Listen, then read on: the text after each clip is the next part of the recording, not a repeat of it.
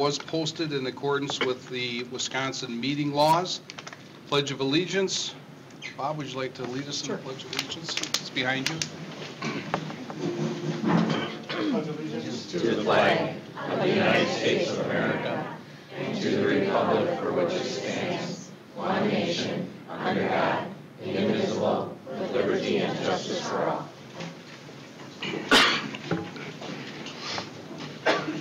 Thank you. Mr. Buckmaster, attendance roll call. Yes, Mr. Bowman. Here. Mr. Strom. Here. Mrs. Warwick. Here. Mr. Buckmaster is here. Mr. Schrader. Here. Mr. Pitfalski and Mr. Hyde are excused. We have a quorum. Okay. Approval of the agenda. So moved. Second. All those in favor signify by stating aye. Aye. Opposed? Agenda carries. Approval of the consent agenda. So moved. Second. All those in favor of the consent agenda signify by stating aye. Aye. Opposed? Carries 5-0. Student representation. Good evening. Evening. Good evening. Should be working. I think we missed you last week, didn't we? Yeah, I got stuck at registration. It was pretty exciting. We got a lot of kids coming in. They're very excited for high school. Oh, we missed you. Yeah, thank you very much. Not too much going on this week. Last week, both the boys and the girls basketball teams beat Catholic Memorial, which is a big deal. They're quite a good team. The girls are apparently way better than the boys this year at 17-10, with the boys only at 8 and 9, which is pretty good. I mean, the girls are doing really well. This week we have the blood drive sign-ups for student council, where next week on the 14th we'll have the actual blood drive on Valentine's Day. We're expecting a huge success yet again with that, with quite a few hundred kids turning out. The musical is coming up later this month, which I've heard is going to be fantastic. Tickets are quickly selling out, so make sure you get those. That's from the 22nd to the 25th, and it's a West Side Story. Thank you. Questions? All right, you got off easy. Thank you. Public forum. Anybody in attendance at the school board meeting wishing to address the board may do so at this time. Anyone? Okay. Close public forum. Superintendent's report. Well, I have a number of items. The first is Country Meadows will do their annual report to the board. So Courtney is here with the team, and I'll let you introduce them to the group. All right, excellent. Thank you so much. So first, just want to say thank you to all of our parents and staff members for joining us here tonight for our presentation. Like Kelly said, I'm Courtney Aronson, principal at Country Meadows, and I'll just pass this down and let our other presenters introduce themselves. I'm Deborah Loomis. I'm second grade here at Country Meadows. I'm Linda Murray, and I'm speech-language pathologist here at Country Meadows. And I'm Mary Robin. I'm third grade at Country Meadows. Okay, so tonight our team is excited to share with you the work taking place at Country Meadows to support students in multiple ways. So we will be sharing not only the actions to grow ourselves professionally, but also growth for students in academic areas and with skills needed to be successful as they move through our Muskego, Norway district and beyond. So we will pull up our presentation here. All right. Okay, so to get us started, last year Country Meadows staff continued to focus on growth for all students. So this is just a snapshot from the state report card for the 16-17 school year. So last year teachers again engaged in 2 formal data cycles. So we had shared some of that work with you, and those data cycles supported both student learning objectives and professional practice goals. And last year we celebrated being a Title I School of Recognition for the 2nd year in a row, and that was very exciting. And as was shared last year, our strategic actions focused on building that college and career-going culture, a study related to growth mindset, as well as implementing a character education structure using the Second Step resource. So that was some of our work last year. As we transitioned into this year, our data literacy process really continues to begin at that 30,000-foot view. So what does that big data look like, both at the school level, the district level, comparing that data to other schools in the system as well. This is just one example of some of those scores and what that might look like. But then through our process, we really narrow that down to collaboration around students, student work, and instructional planning. So then our trends really continue to show high-achieving students with an opportunity to strengthen growth in both literacy and math. So some of our work has focused on those measures as well. So then we have some additional highlights here from our quality report and the fast facts sheet that is new to us this year and very exciting to share. So just a few of those highlights. One of the measures that is not on here, but that we were also proud of and celebrate is we ended last year with 78% of our students at or above the 50th percentile on our STAR assessment. And then in addition to that, we can see our Wisconsin Forward exam reading proficiency, so that's 73 for students advanced and proficient, and that was an increase from the year prior. And then also work that we're doing with co-teaching, students closing gaps in that area as well. And then also our math forward proficiency. This year we have taken some actions using the AVMR resource to support students needing additional work in math and forming small groups with classroom instruction around that work as well. So then moving down, we also celebrated an SGP, so a student growth percentile of a 61, specifically focused on our advanced learners last year. So I had mentioned that through some of that broad data, we had the focus of growing high achieving students. So those students that are coming in with higher scores, how are we continuing to grow those students as well? And one of the ways that we were monitoring and measuring that was with those SGP scores. So ending the year last year with that SGP of a 61 for those students that were identified was a celebration for us. And then that next point there, so our parent engagement survey, I'm sure many of the parents in the room tonight had taken that survey last year and this year. And it was item number 12 on there, but I am proud to say I have a child at this school. Came in at a 4.71 actually, and so we continued to grow in that area. And you have one example of something that Country Meadows teachers put into place. So those swooping in with good news postcards was something that the Eye on the Goal team developed. So you have those in front of you.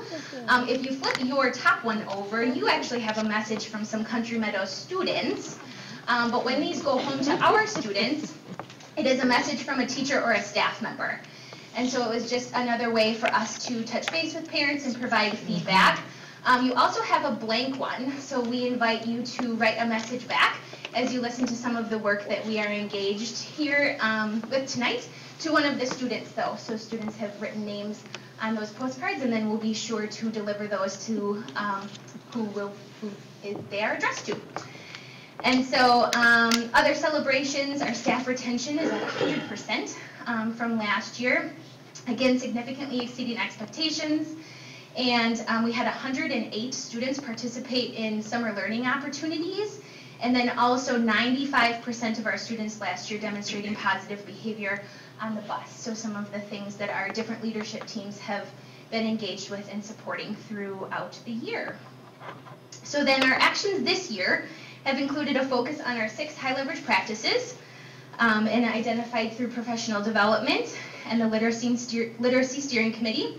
Also student leadership we will be sharing with you tonight. Collective teacher and student self-efficacy is some of the work that we've been focused on.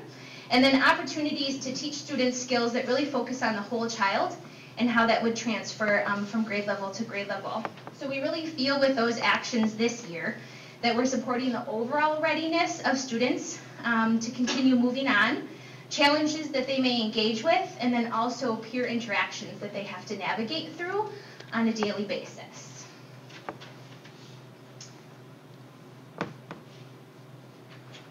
All right. So, as I had mentioned, part of that is fostering student leadership. So I actually have with us here tonight some members of our 4th grade advisory team. And so if you just want to wave your hand as I introduce you. So we have Gavin here with us, and we have Reese here with us, and we have Kate, and we have Alexis. All right, if you guys want to head on up there. So they will be sharing with you some of the work as 4th grade advisory team members, focusing on leadership in our school, setting a good example, taking initiative, some project-based work that they have done as well. And they're really excited to share some of that work. But part of their project this year, there were various groups working together to share projects. And this group in particular made a Google movie trailer. Right, 4th graders? Yes. And so here that is to start us out.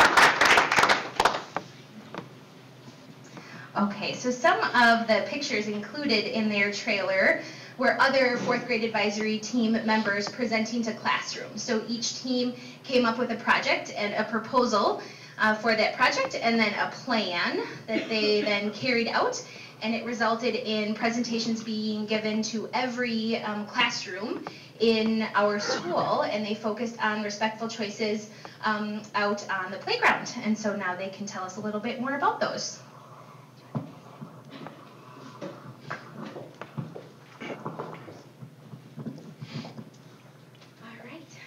So, to start with, Gavin, can you tell us what is the purpose of 4th grade advisory team? One reason is to make the school a better place and to give 4th graders the opportunity to learn what it is going to be like when we are older and need to cooperate and solve problems. Thank you.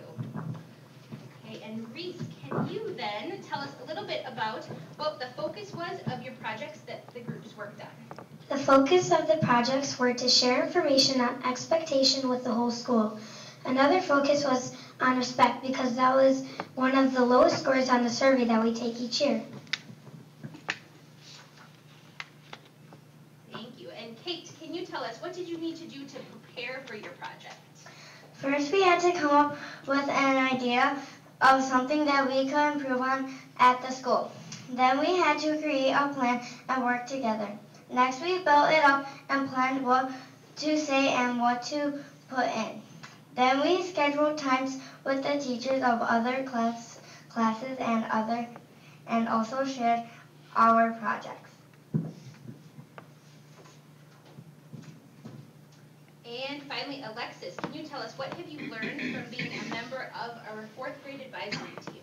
We learned how to cooperate with our group members, and we also learned how to listen to each other and be patient with each other. Excellent. We can give a round of applause for 4th grade advisory team members.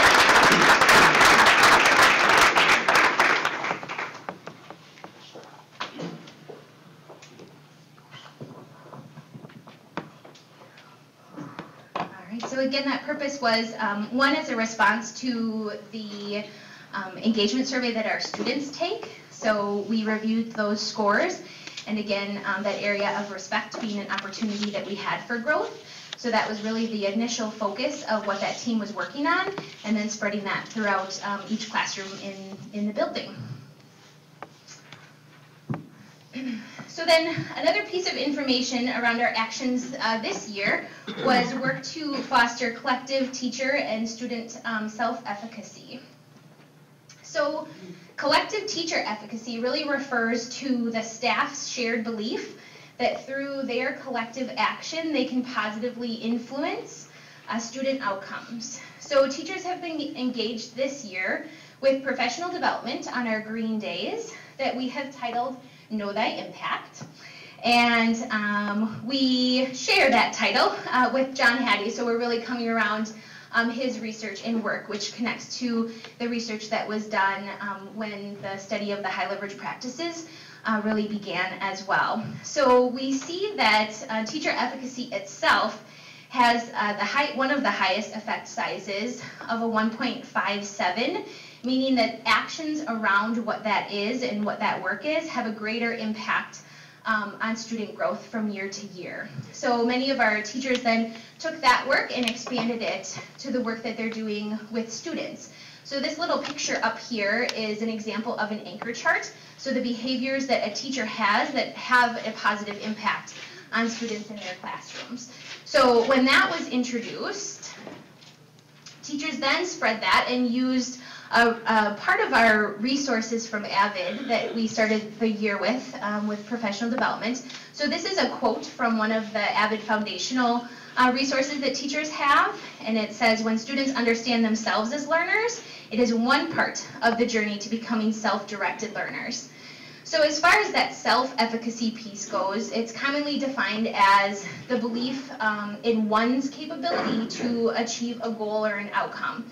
So students with a strong sense of efficacy are more likely to challenge themselves with difficult tasks and have that intrinsic motivation. So to begin the year, many teachers took that lesson and then adapted it to what would a student need to do in order to believe in themselves and keep going. So it connected closely to our growth mindset work from last year, but then also a connection to what the teachers were doing and how we believe in our students and what students can do as well. So the question asked, as we keep coming back around this, is what can you do as a student to positively impact your learning? So then these are just a couple pictures of what it looks like at various grade levels when we're talking about readiness skills and what students are really leading when it comes to that. So coupled with the efficacy piece, grade levels have been focused on building skills in the areas of organization, goal setting, self-help, communication, note-taking, and more. So you see a kindergarten student here working independently to get some snow gear on. But at the kindergarten level, to be able to work through those pieces and be independent and know this is what I need to do first and second and third and fourth really helps as students move up through the grade levels. As then you see a third grader using some strategies to do 2-column notes as their reader, but really all connected to organization and planning and how it builds from year to year. So those are some of the connections to those readiness skills that we're exposing students to and how we're coming back around it throughout the year. And also how it's then aligning to some of those high leverage practices that we've put in place this year.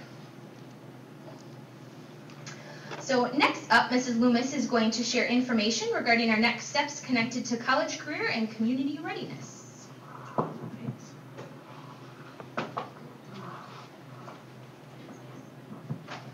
All right, Country Meadows has had some creative ways to support students in becoming college and career ready, plus we included a community connection as well. You may be familiar with the storybook character of Flat Stanley, and so we have our own version. We have our school mascot Swoops, and so we have Flat Swoops. And this month, all Country Meadows students were given a Flat Swoops to send to work with their parent.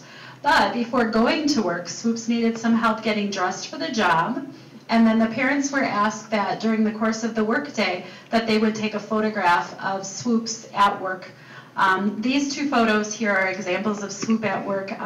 The first one shows swoops at a daycare, and the second one is as a custodial engineer at a highly successful school district. After a busy day, students will learn more about what Swoop's workday was like, plus learning about their parents' career as well. Students will be guided to find out about the traits that they could develop now, such as organizational skills or character traits or problem-solving skills that can support their future success. The photos and responses are going to be displayed in our hallway bulletin board for all students to see. And then additionally, we have career mystery boxes, which is a family project that's another creative way for supporting our students' knowledge and curiosity about careers. In March, students will have the opportunity to work with their family to create a career mystery box.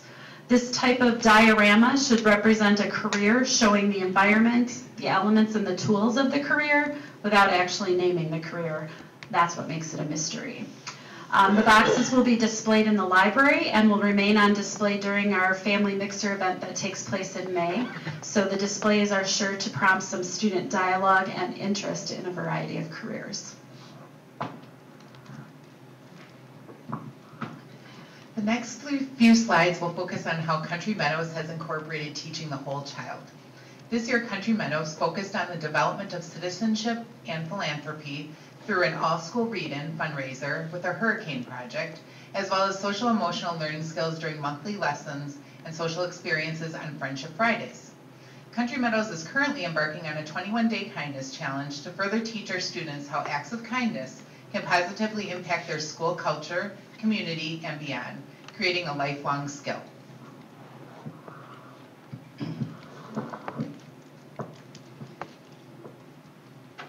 Country Meadows was deeply affected by the natural disasters that affected our country late last summer.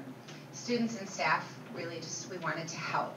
So with guidance from our climate and culture team, students were able to participate in an all-school read-in with the focus to raise money for communities that were affected. Our focus was to engage students in an academic event with clear expectations, which was the all-day read-in, while learning how to act as a philanthropist, supporting others outside our community. Students were super excited to participate, and the energy was that day was just incredible for the kids. Not only were they able to do something really great like reading all day, but they were really able to see how important it was to help somebody in a community in need. The structure of the event was that all students would be able to participate in the read-in and, if possible, donate a family-determined amount of money to support the needs of a community. Our climate and culture team wanted to support a school community that was hit the hardest, and even after months of support, continued to experience issues that affected their learning community. So we did some research, our team did, and found a district in Texas that continued to truly need our support. There's a picture of the school that was in the Sentinel Journal. One of the things we found out through our investigative work was the school, which is located in Orange County, Texas. They serve approximately 1,800 students.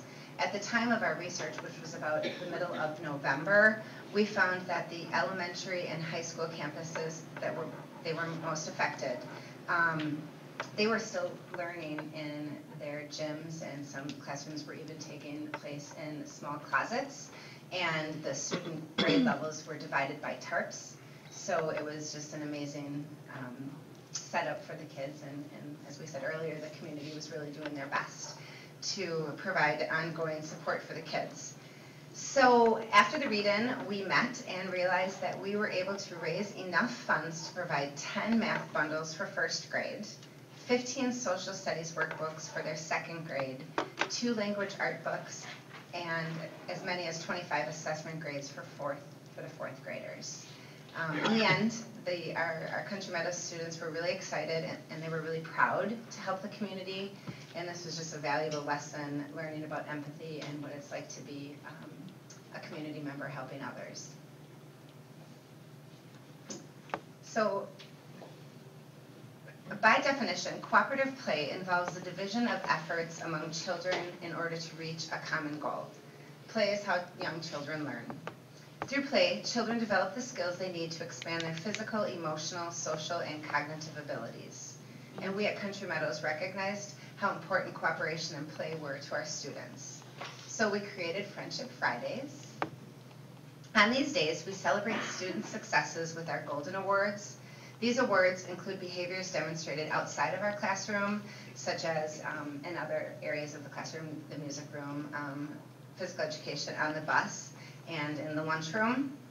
And we also randomly pick eagle feathers, which recognize individual behaviors that students have demonstrated outside of their typical classroom behaviors. And then what we do on our Friendship Fridays is we alternate our above-the-line lessons with cooperative play. So some classrooms join together to build a larger community and they play games together. Some grade levels randomly partner students and have them work together to create an activity. Other groups work across grade levels with their book buddies and come up with activities to do to promote cooperation. And when we created our Friendship Friday, our goal was to engage students in problem-solving skills, but now we see how important that cooperative play is really to the whole child, and it's really fun too. The last slide. We are participating, last week we started in a 21-day kindness challenge. And I find this quote by Marilyn Eklund to be really powerful. Kindness is a lifestyle that always involves helping others. And through the purpose of our 21-day challenge is to empower students to change the world through kindness, ultimately promoting positive citizenship. We found that it was important to teach our students how important it is to understand our role in creating a peaceful, supportive community both at school and in our world. So for 21 days, our students at Country Meadows and the staff will engage in a variety of activities. Every day, we have an option to watch kindness videos, read some great kindness books, and then as a classroom, do a weekly project. And I know last Friday, many of us made bookmarks. Many of the students made bookmarks, and we placed them in random books, either in our library that we share with Baleen or in other classroom libraries. So when a student decides to check that book out and they start reading, they're going to find a fantastic kindness bookmark with just a great motivational comment and just reminding them how special that person is. So that will be exciting, and maybe if you want to check out a book later, hopefully you'll find one. Because I do believe all of the grades did it, so it was really exciting. So every day, students are given the opportunity to fill out a kindness strip, and on the kindness strip, they can either share something that they witnessed that somebody else was doing that was kind or accepting and caring, or they can celebrate their own act of kindness. And we as staff then will, we bring the kindness strips to the office, and eventually we will have a kindness chain throughout the entire school. Our goal is to have 5,000 kindness strips by the end of our 21-day challenge, where we'll just, again, it'll be a great opportunity for kids to see all of the work that they've done through the chain throughout the entire school.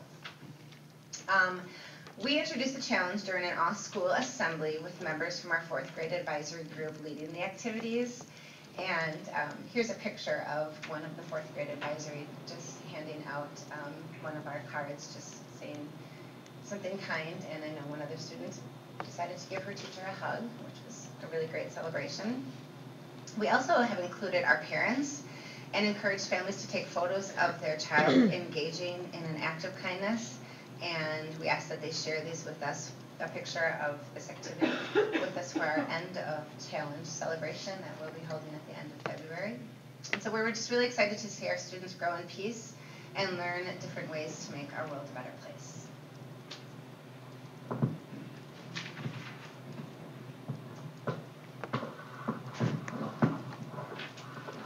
Okay, so our goal for tonight was really to share actions that support development of the whole child. So if someone were to ask us at Country Meadows, what are we doing to prepare students to be ready, we would really have the opportunity to respond by sharing student leadership opportunities that students are engaged with, learning around teacher efficacy and student self-efficacy, and the opportunities that we're taking to teach skills that address the whole child and continue to build on that each year.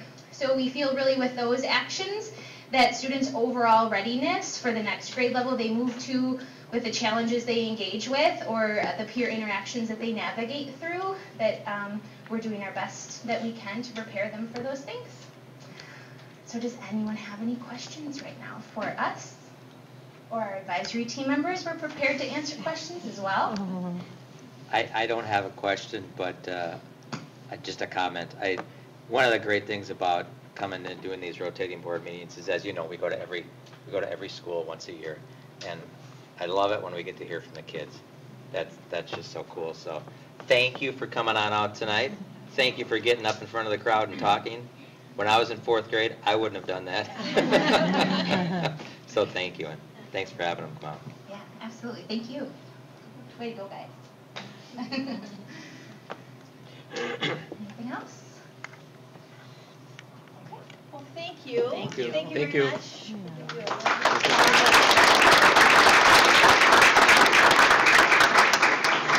And thank you for hosting our dinner tonight, too. We appreciate that. So, mid-year, we will be sharing progress on our goals with the board after the meeting in a committee of the whole. Right now, we'll be listening to the high school provide an update, mid-year update on some random drug test efforts and results halfway through here. So, hello, Todd. Good evening, ladies and gentlemen. Thank you for the opportunity to come and present this mid-year report. It's a fascinating transition from those amazing students to this end of the spectrum. But what I will say, I really appreciate the comments about efficacy. And one of my favorite quotes is, love what you do and know that it matters. And this past weekend, I had a chance to informally network with some administrators from another district, and we were talking about our upcoming week. And I got to share with them that I was about to share a mid-year report on our random drug testing and the different things we do as a school system to try to get on the front side of providing a message to our students and our families that we will do everything we can to actively send the message that drugs are harmful to kids, and that we want to be out in front of that, and we want to partner with families. And as odd as it sounded to them, I was looking forward to this because I sense total support, and I really truly believe that you guys understand how much this stuff matters. And I know that sometimes it can be contentious and it can be looked at from a lot of different perspectives, but our efforts around this kind of work saves kids' lives. So your support is noted and greatly appreciated. So far this year, we are ahead of pace of our goal. We've already conducted 5 canine searches, and that's been a huge part of a great partnership with Muskego Police Department, orchestrating getting the dogs in. Oftentimes that's our greatest barrier to overcome, but they've been great about that. We've already had 5 searches this year. 3 of them were indoor searches. Typically, we try to get through about 5 to 6 classrooms is our goal. Some variables influence that of whether or not there was an indication or not. That tends to slow down the number of rooms we're able to get through. This year in the indoor searches, we had 5 positive indications, and one of those indications led to a additional contraband being found. So our outdoor searches involved 8 positive vehicle indications. Those further searches resulted in 0 further evidence or contraband being found. In addition to our canine searches, we are continuing our practice for random drug testing. Already, not including the one that we just received results from today, we had 75 students tested to date.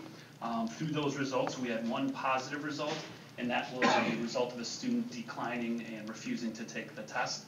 That student was a parking permit holder only, and so they end up losing their parking permit for 18 weeks, consistent with our school board policy.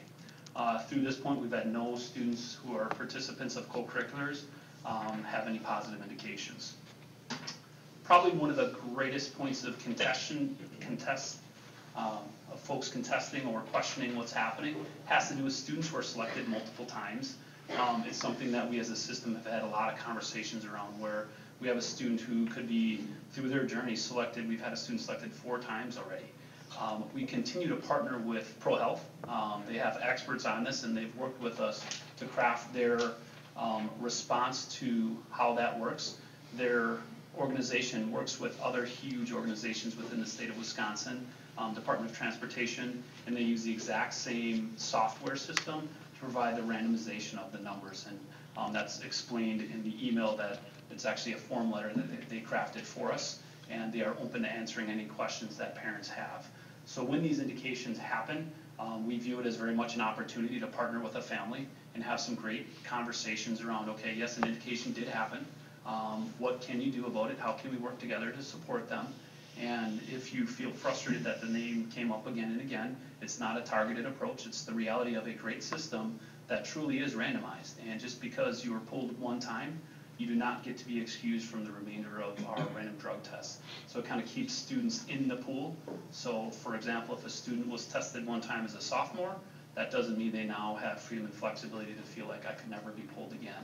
So there's some really powerful messages with that. We continue to try to do everything we can to connect with other school districts and find out what they're doing. We try to be very reflective on our own practices. What are our next steps? Beginning of the school year, we talked about adding random breathalyzation to our school dances. As a voluntary activity, we have the opportunity to do so. Our first run this last fall at our homecoming dance went very smoothly. We were able to test over 50 students at that dance, again, with great partnership from the Muskego Police Department, who supported us with the use of some breathalyzing devices. It went well. It didn't slow down students in any way, shape, or form. And again, it provides one more opportunity for us to send a message as a school system that should not be a part of our school culture, and we will do everything we can to proactively partner with parents to identify a student who might be using. Other things that we continue to try to expand upon, the reality of nicotine use in teens today has a very much changed face. No longer are students smoking cigarettes and chewing tobacco. Vaping devices have unfortunately exploded, and that is an issue that we're trying to get more on the front side. So our current policy has us not testing for nicotine with our parking permit holders because of the reality of students of the age of 18, they can legally purchase it and consume it. But we feel there's an opportunity that we can readjust that policy to still test for nicotine, because it will also open up the door for us to have some of those proactive partnerships with parents to say, your son or daughter might not be smoking, or they might not be chewing tobacco. Vaping devices are so easy to hide, and it's just something that we want to do more to make sure we're on the front side of those communications. Beyond that, we also want to expand our partnership with Rosecrans. So currently we use that for drug and alcohol violations, but what their research would suggest is that nicotine and vaping devices are often an entryway into that kind of behavior. So adding a restorative kind of opportunity when a student is identified through this process, let's try to get them connected, have some conversations around why they're using, what are the behavior patterns, or how can they develop stronger skills or strategies to say no to those type of opportunities. And then again, we want to continue to take a look at the duplicates, because it is the highest point of concern that our families have, and we again want to make sure we're responsive to that, so we continue to try to connect with other districts and with ProHealth to see what other districts are doing. So through this summer work, we may have some adjustments to that. But any questions on any of that? I have one. So our policy now is what, 10% are we doing for the random How many drug? students that we're Yeah. actually doing? So generally, is it a percent? Do we recall 10 or? We do 15 a month. Okay. So based on that 15 a month, and I know we've been doing this for 3 years now, do you feel that's an appropriate amount right now, or would you recommend an increase? That's one of the first questions we ask every other district who engages in similar behaviors. We test more students through RDT, and we do more K-9 searches than any other district around us. So we feel like it's an adequate number at this point, but we'll continue to monitor that. Okay, thank you. Todd, I would just add to what Chris's comment is that if there's ever an opportunity where you think we can better the program, don't hesitate to bring it forward. It doesn't necessarily have to be at our annual check-in or 6-month check-in. If you think that we can improve the process or anything, don't hesitate to bring it forward. Appreciate that, and I think that's, to me, where it goes back to know that it matters. The support from the district leadership team and the school board, honestly, is something very proud to be a part of a school system that takes this stance on this issue. And I've been in other places where it's very politically contentious, and that support is felt and believed, and our school system is a better place because of that. So thank you. Any other questions? Thank you, Todd. Thank you. Appreciate it. Thanks, Todd. Thanks, for your Todd. efforts. The next item is just an update on our strategic planning efforts. We had our 4th strategic plan advisory committee with the full team, including parents and students and faculty and administration on January 22nd.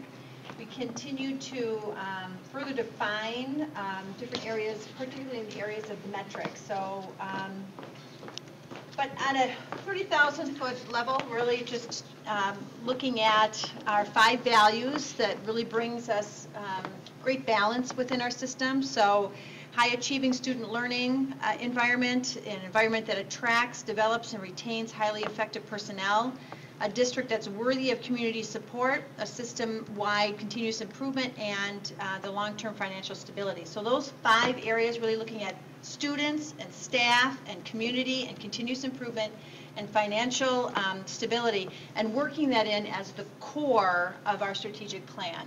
And then as you work through the document and work through the information, you'll just see more and more detail that's continuing to be brought into the strategic plan and helping us create a direction for the next 5 years. And also just an image of what a one-pager could look like, or at least the top or those, again, 30,000 foot level view of the strategic plan. But going down essentially from 4 focus areas, you might recall that we have exemplary teaching and learning and continuous improvement, sound stewardship, and highly effective personnel, really taking that continuous improvement and embedding that within all of the other 3 areas and focusing in on students and staff, and then bringing sound stewardship along with the community support, because certainly that's where the support comes initially, is from the community. And so those are our focus areas, and the next steps for us will be gaining input from all staff. So we'll be going to conducting our listen and learns in March, and then bringing back any revisions for the board to consider. We also have a parent advisory committee, a couple of them yet this spring, that we'll be bringing forward and having our parent advisory review this as well. So as you review it and as you become more and more familiar with it, if there are things that you feel are missing or that you would like us to further consider, feel free to give us a call about that.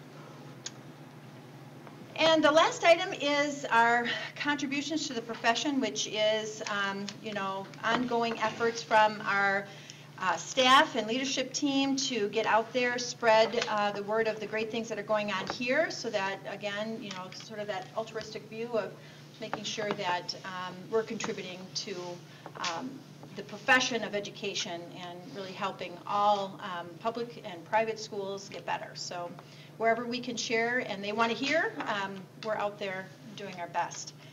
Just one last thing, just a reminder to the board and the public that we do have 2 mixers planned for that is one of the many efforts for the transition of our elementary schools next year. They are scheduled for February 15th and May 10th, and so essentially Country Meadows for those 2 nights will be Bay Lane Elementary, and Mill Valley and Lakeview will host these evenings. Next week they have an all 5 elementary schools will have Spirit Week, and then on Thursday they'll each have their current schools t-shirts, and that'll be their Spirit Day, and then encouraging them to go to the school that evening that they will be attending next year. So kind of showing the combination of all kinds of schools kind of connecting in that way. Jeff, is there anything else that you'd like to add with regard to transition or anything? No, not at this time. Just really important for our families to participate in the family mixers. We have 2 opportunities, and this is just a great chance for families to begin to get to know one another. Great community building. Mm-hmm. And so we're still working on lots of other things that relate to the transition, but as we make those decisions, we move forward with those and communicate them. And that concludes the superintendent's report. Thank you, Dr. Thompson. You're welcome. President's report, reminder that the roadmap survey link for the board self-evaluation survey is attached. And if you haven't finished it or completed it, if you could by February 15th, would appreciate that. Other board member reports? I have a report. I attended the WASB State Convention. You'll be happy to know that, and I was the delegate for them, if you recall. I do. Yeah, you will be happy to know that all of the, everything passed nearly unanimously. It was, we were actually done in near record time, I've been told. I would suggest, however, that in the future, you don't send the new person to be the delegate at the WASB convention, because it's not, I don't think it's something that you should subject the new person.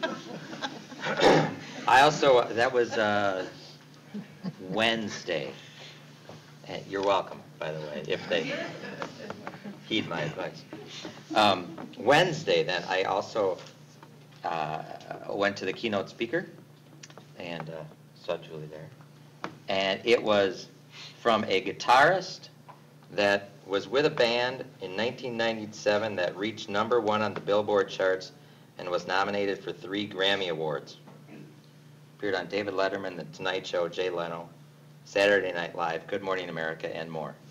And that band from 1997 would have been? Anyone? Hanson. What does the guitar player from Hanson have to do with the WASB convention event? He's a big advocate for personalized learning and independent learning, and he gave a great talk on it. And I forgot that if I have the presentation, I can get the presentation if anybody would want it. Be more than happy to share it with you. But it was a very interesting talk, and personalized learning worked for him because he was an independent musician, and independent personalized learning worked for him. And so he was a big advocate of it. And I attended a couple other breakout sessions, and I learned that we were doing a lot of things that they were telling us we should be doing. So all appears to be in good order. Good. Any other board member reports? We did not have any committee meetings. There's no committee reports. Resolution action items 7A, lawn equipment purchase. Motion to approve the purchase of lawn equipment in the total of $37,849. So moved. Second. Discussion? No additional information from the last time we spoke to the board Okay. about this. Okay. All those in favor, Well, go ahead. I thought that you and Rick had some questions about, was this the lawnmower purchase, or do you have? This has got to do with doing more of the things in-house, correct? I thought, Eric, that you and Rick had some questions on future, what this was. Sorry. Rick may have. I Yeah, maybe Rick. Okay. I thought there were some reservations about down the road when this equipment breaks and when upkeep needs to be done and whatnot. And there's a reason why we sublet some of these projects out, that we have to be cautious about things moving forward in the future. As I recall, it was just the indication that if we have to cut, then just realize that it's an issue. Okay? And certainly, and just to so the public understands, when we go through any budget process, there is a process that we take, zero-based budgeting, and whatever we need to do to support the budget as we believe it will be, we do. So, and we bring those forward to the board in a tiered approach, and so certainly everything is on the table, and I think that's what Jeremiah was saying the last time we were together. So it isn't about one thing over the other, it's what makes sense for our system at that time. So. Okay, anything else? All right, all those in favor signify by stating aye. Aye. Aye. Opposed? Passes 5-0. Resolution action item 7B, teacher contract changes. Motion to approve revisions to the teacher employment contract as presented. Discussion? So Jeff, you want to remind the board what changes we made from the last time? Sure. So at the board meeting on January 15th, brought forward the contract that is attached in the public contents, but there are a couple slight changes. I just want to remind you of the first change. So in previous teacher contracts, there was a period of time in which teachers did not pay liquidated damages if they were to breach the contract. That was between June 16th and June 30th. So I'm taking a look at what's happening regionally. Other districts do have closed that gap of time, and we brought forward at the last meeting that teachers would pay $1,500 in liquidated damages if they were to breach the contract during that June 16th to June 30th time period. So that's the same as the last time. The one thing that has changed, and this was based upon feedback from the board, would be the dollar amounts and liquidated damages in yellow. So more specifically, I've already talked about the June 16th through June 30th, but we increased the dollar amount by $500 from the last time for each of the other 3 time periods. So it went from $2,000 to $2,500 from July 1st to July 31st. Again, based upon feedback from the board at the January 15th meeting, we increased another $500 to $3,000 from August 1st through September 3rd, and then $3,500, another $500 increase. Again, feedback from the last board meeting on or after September 4th, 2018. Gar, did I forget to get a motion? Okay, can I get a motion to let Jeff speak about this? So moved. Second. Okay, you want to repeat that? Just kidding. Any other discussion? Lisa Okay. seconded it. Yep. We discussed this until last time. Yep. Okay, all those in favor signify by stating aye. Aye. Aye. Opposed? Motion carries 5-0. Resolution action item 7C, 2018-2019 school board meeting calendar. Motion to approve the 2018-19 school board calendar as revised for the month of April 2019. So moved. Second. Thank you. Discussion? So the calendar is the same since January, with the exception of the April 8th meeting changed to April 1st per the board's request. Otherwise, you'll note that everything's calendared out with regard, scheduled out with regard to which buildings for the rotating, which nights and things like that. Questions? Okay, all those in favor signify by stating aye. Aye. Aye. Opposed? Motion carries 5-0. Resolution action item 7D, gifts, grants, and bequests. Okay. Motion to accept with thanks gifts as noted below. Muskego High School Band, Muskego Chamber of Commerce, $200. Patricia and John Pop, $100. Choir, St. Clair Christian Women, $75. Musical, Stars Dance Academy, $200. Jeffrey and Jill Lintonen, $65. Tri-Town Heating and Air Conditioning, $350. Robotics, Kenneth and Susan Dunbar, $200. Best Buddies, Imagination Books Limited, $230. Muskego Norway School District, Roundy Supermarkets Incorporated, gift card, $50.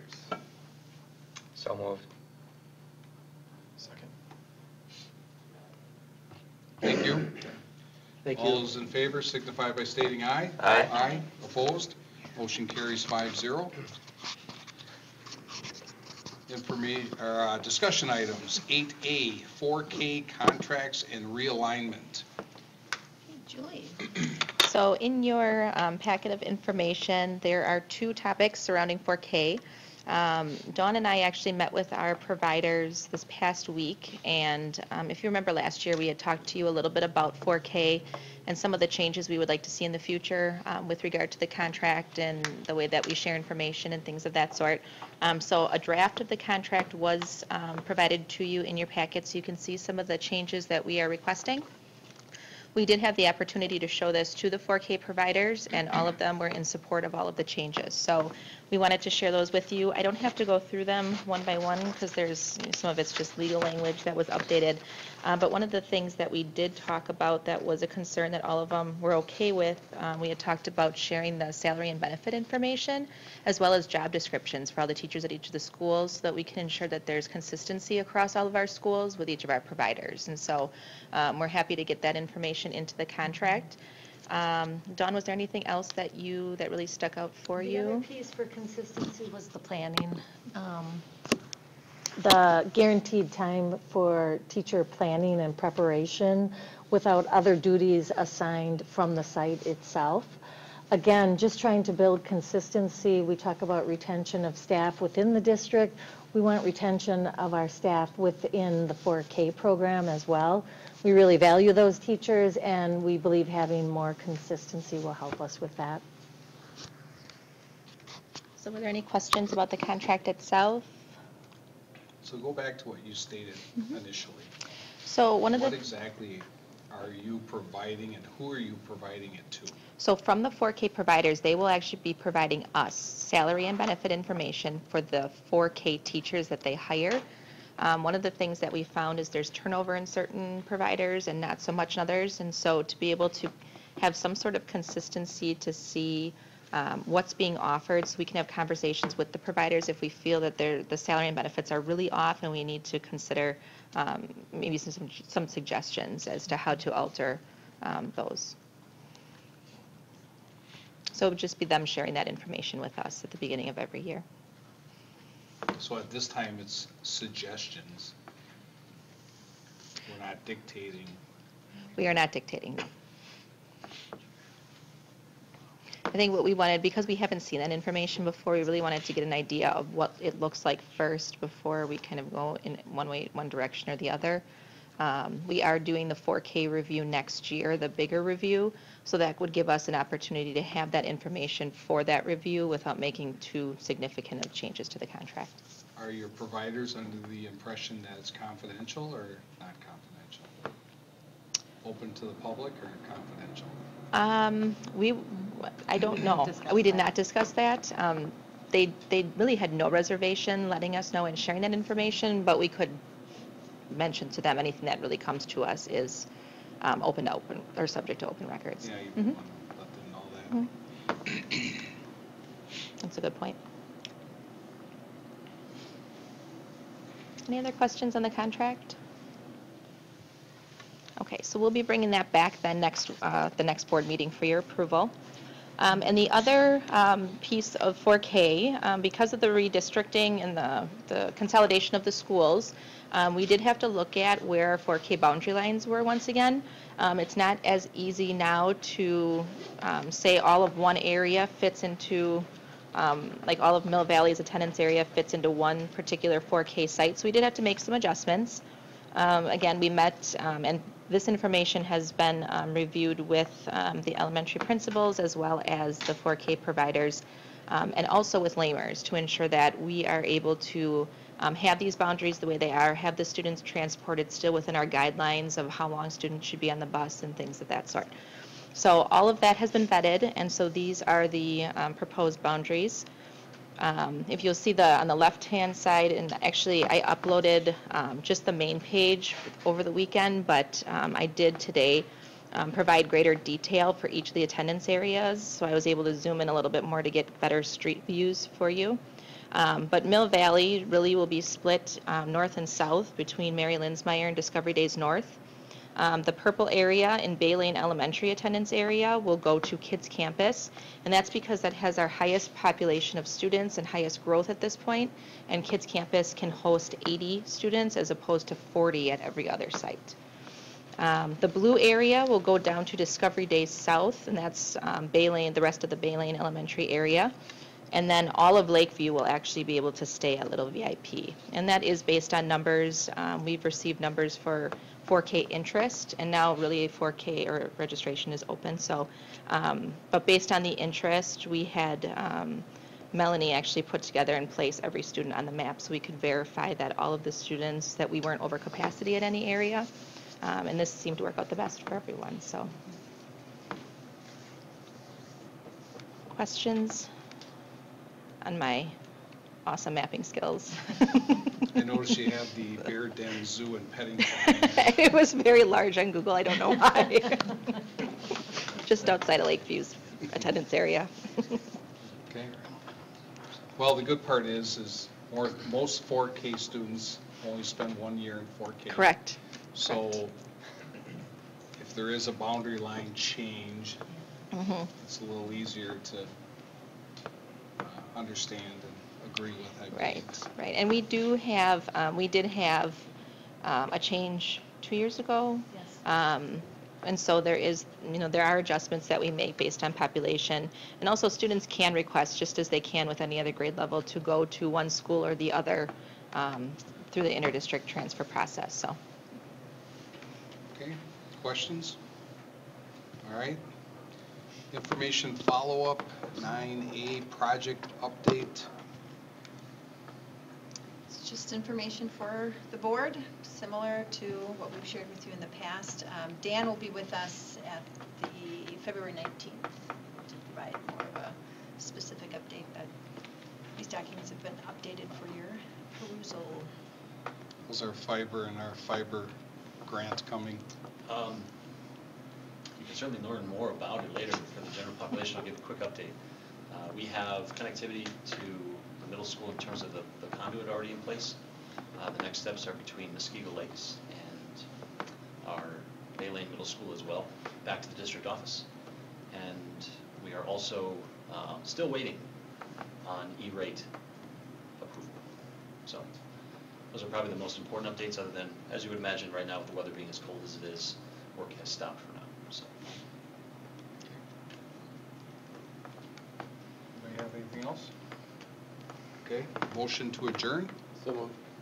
Second. We are adjourned, and we will be in committee of the whole in the library. We'll have one group here, one group over there in the library, and one group here. So, do I have 1 minute right now? actually, if